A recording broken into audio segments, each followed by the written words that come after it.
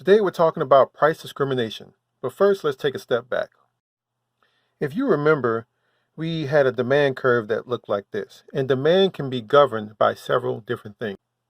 It can be governed by time, since if you have a limited amount of time, you will be forced or pressed to purchase a service or product.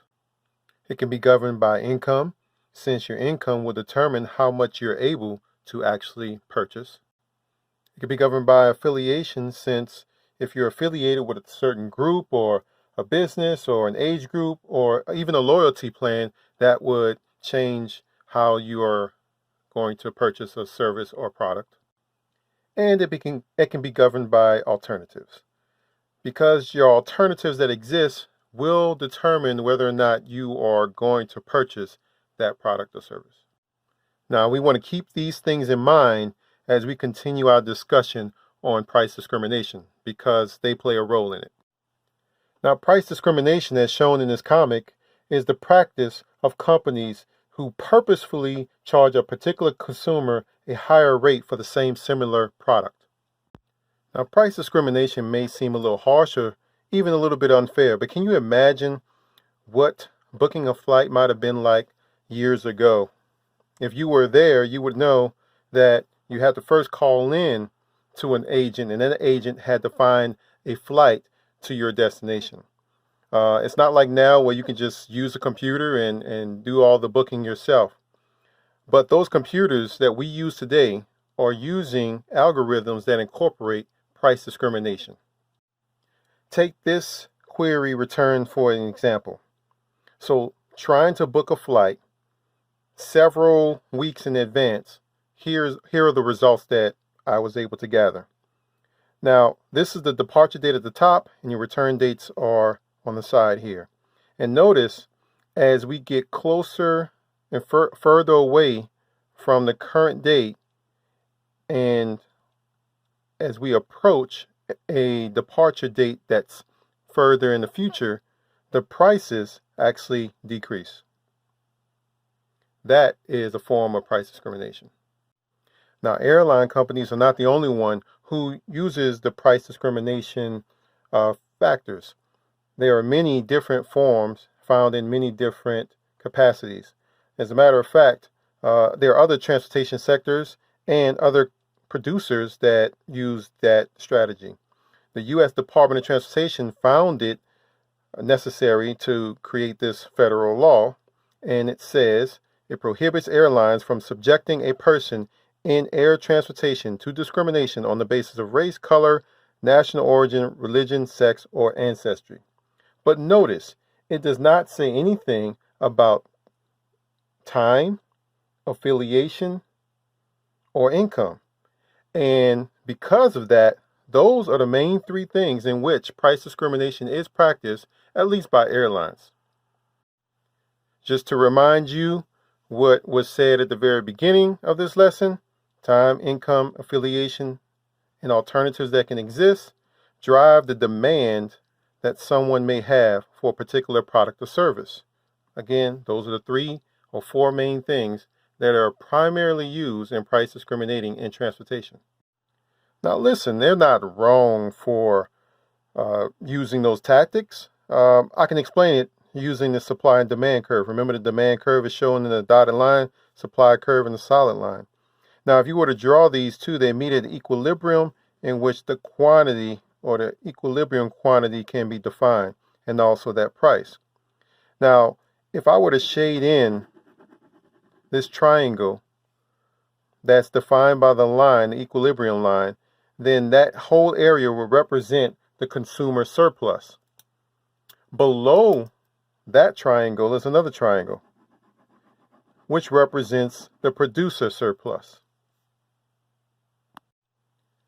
Now, the producer surplus is the price the seller would have been willing to sell that service for, whereas the consumer surplus is the price the consumer would have been willing to pay. So if this is the dividing line, the consumer is paying this much, but they would have been willing to pay up to this highest location.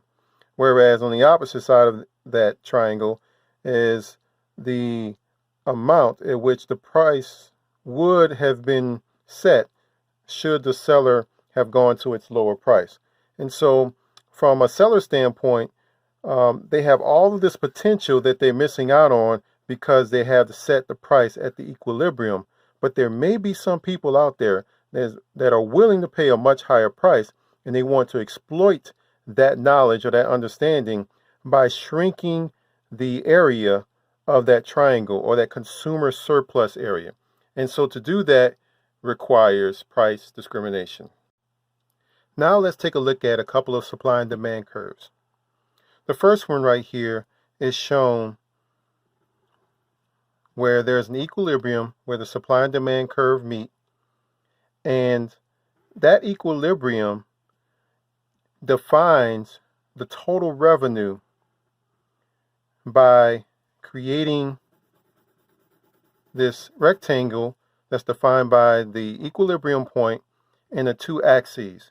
And so this entire area underneath the square here is, or the rectangle, is what represents total revenue.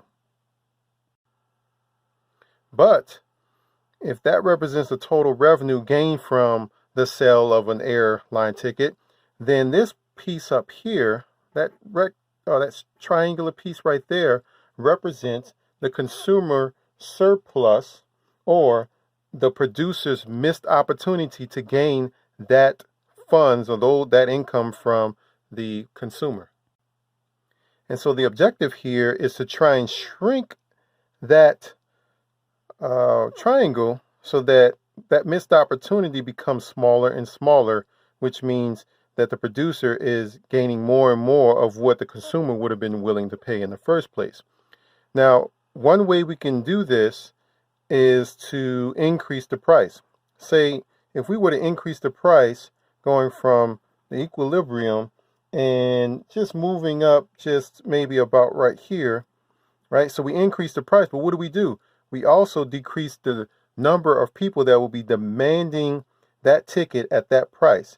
And so here's what happens. You have a situation where that price would produce this much total revenue, in addition to the total revenue that has been gained from this price that was set at the equilibrium. Well, by showing those two different prices, you have decreased the area size of the producer's missed opportunity, and by doing so, the producer is gaining more of what the customer was willing to pay.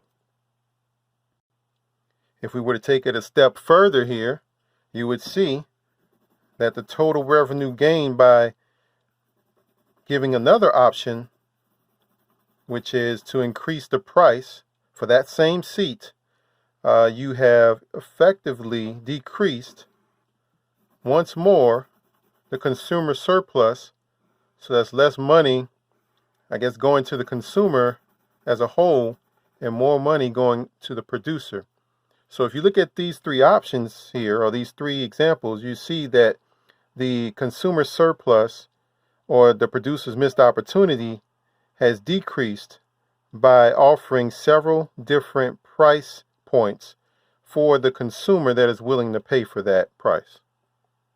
So let's backtrack for one moment and take a step back and remember what we just said at the beginning. The demand is governed by a few things.